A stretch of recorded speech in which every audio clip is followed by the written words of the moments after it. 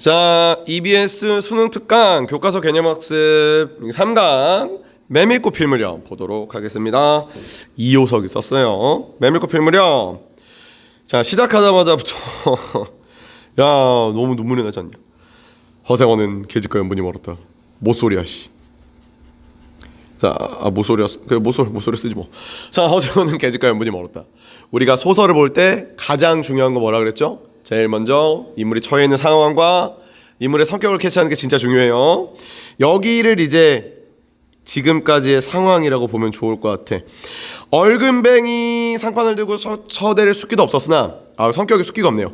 계집편에 정을 보낸 적도 없었고 쓸쓸하고 뒤틀린 반생이었다. 모쏠이었는데 씨발 존나 뒤틀렸대. 삶이 썩었어.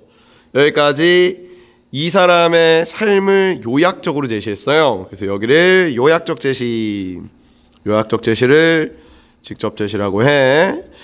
자, 충주집 생각만 해도 얼굴이 붉어져요. 자, 얼굴이 붉어진다라는 건 간접 제시한 거야. 자, 얼굴이 붉어지는 건 너네가 날 눈으로 봐야 되는 거잖아.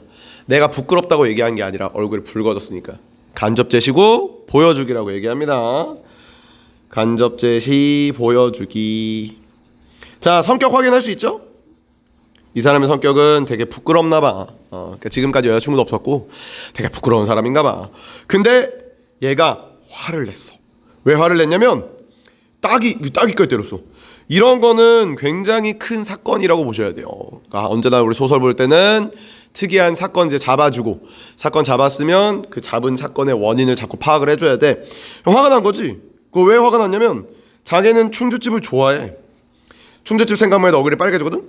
근데 술자리에서 짜장 진짜로 동희를 만났단 말이야. 나는 좋아하는데 내가 말도 못하거든. 근데 동희를 만났는데 화가 나버렸어. 왜 화가 났냐면 이 동희라는 애가 이 사람들은 장돌뱅이에요. 장돌뱅이라는 건 여기서 물건을 사서 저기서 파는 사람이에요. 그래서 이제 왔다 갔다 하는 사람인데 이 동희라는 젊은 애가 충주집하고 농탕 부리고 왔는 거 아니오. 자기 좋아하는 애랑. 그러니까 이게 화가 나는 거야. 존나 내성적인 이제 아이와 같은 친구인데. 그래서 싸대기를 팍 때립니다. 따귀를 갈겨줬어요. 그럼 따귀를 갈겨준 이유, 원인을 잘 생각을 해봐야죠. 왜 따귀를 갈겨줬냐? 좋아하니까. 난 충주집을 좋아하니까. 자, 근데 이제 내가 표현을 못하니까 화가 나 따귀를 갈겼죠. 그러면서 야, 니가도 애비애미가 있겠지. 이거 이제 뒤에 좀 재밌게 나오는 부분. 개집이 다 먼저 나가라! 라고 했단 말이야. 그러나 한마디 대거리도 안 하고 나가는 꼴을 보니 치근하게 여겨졌다. 그러니까 이게 원래 이 사람 성격인 거야. 동희가 자기 좋아하는 사람하고 싸대 팍 때리고 나가는데 좀 미안하지. 아직도 서름서름한 사이인데 너무 과하지 않을 거고 마음이 잠시 내렸어요. 이제 중략 생겼어요. 새로운 상황과 사건이 나올 겁니다. 자, 그렇다고 해도 꼭 한번 잊을 수 없는 첫일이 있었다. 자, 여기 딱 중략 시작하자마자 꼭 한번 첫일 사건으로 빵빵 시작을 하겠죠. 자, 그 일은 생각만 해도 내가 보람을 느꼈어. 달밥이었으나 어떻게 그렇게 되는지 도무지 알 수가 없어.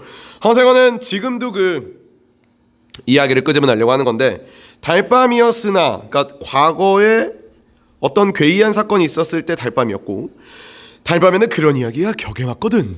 지금도 달밤이라는 거예요. 현재도 우리가 이걸 뭐라고 불러요? 과거 회상의 매개체라고 부릅니다.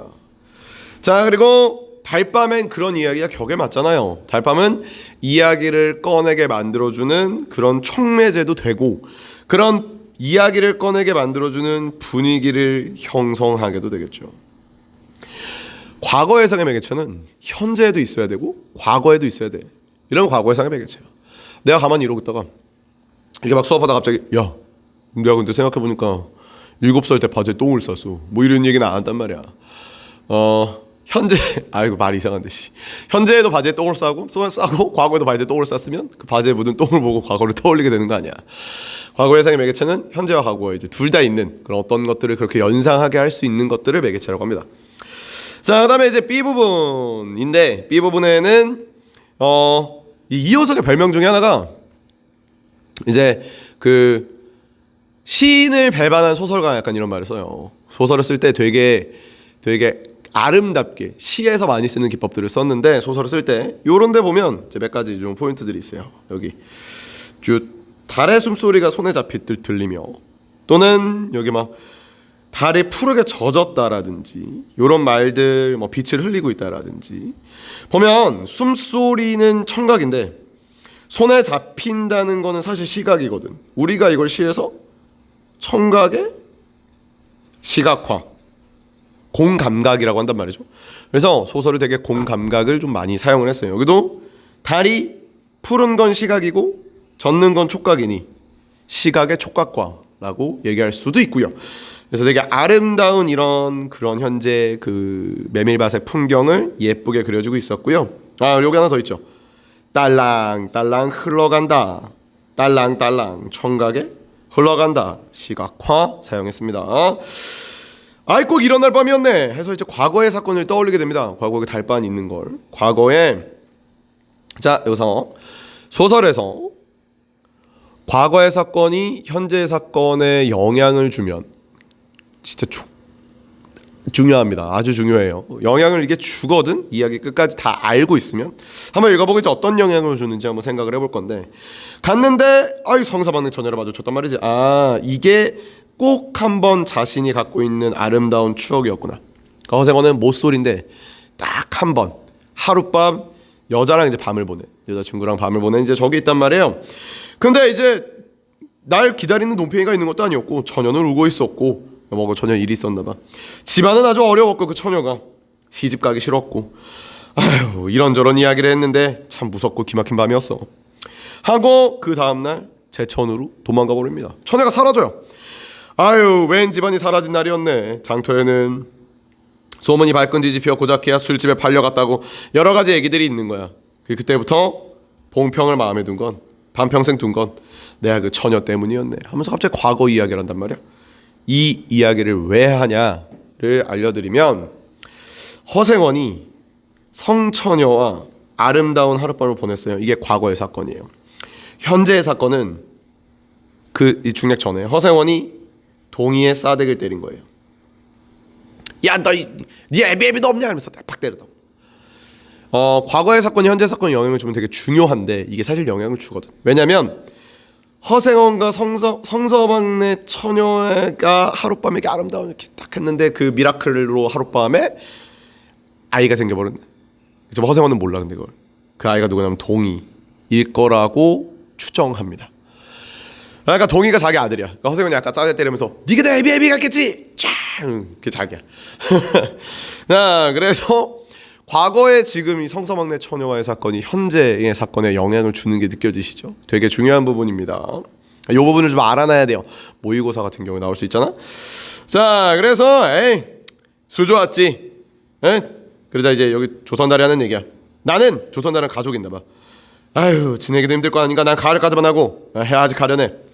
대화에 조그만 전빵이나 하고 식구들을 부르겠어. 난 이제 이거 그만할 거야. 돌아다니는 거. 얘 처녀나 만나면 살까? 난 거꾸러질 때까지 여기를 걸어갈 거야. 나는 장돌뱅이가 나의 맞아.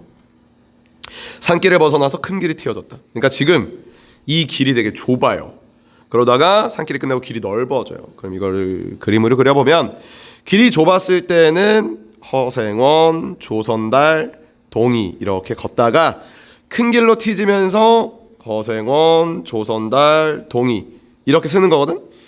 자, 허생원이 조선달에게 이제부터 말을 걸게 될 건데 큰 길로 가기 전에는 허생원이 하는 얘기를 동이가 못 듣잖아. 왜냐면은 동이에게는 잘 들리지 않았다라고 앞에 써 있어요. 왜냐면 지금 허생원이 하는 얘기를 동이가 들으면 안 돼요. 허생원이 하는 얘기는 동이 엄마 얘기니까. 동이가 아들일 거라고 추정한다 그랬잖아. 그래서 성서방처는 동이 엄마니까 지금 현재 동이가 들으면, 만약 동이가 들으면 막 기막힌 밤이었네 라고 딱 하자마자 동이가 아빠 이러면 이야기가 여기서 끝난단 말이야. 너무 웃기잖아. 그래서 현재 동이에게 들리면 안 된다라고 보시면 됩니다.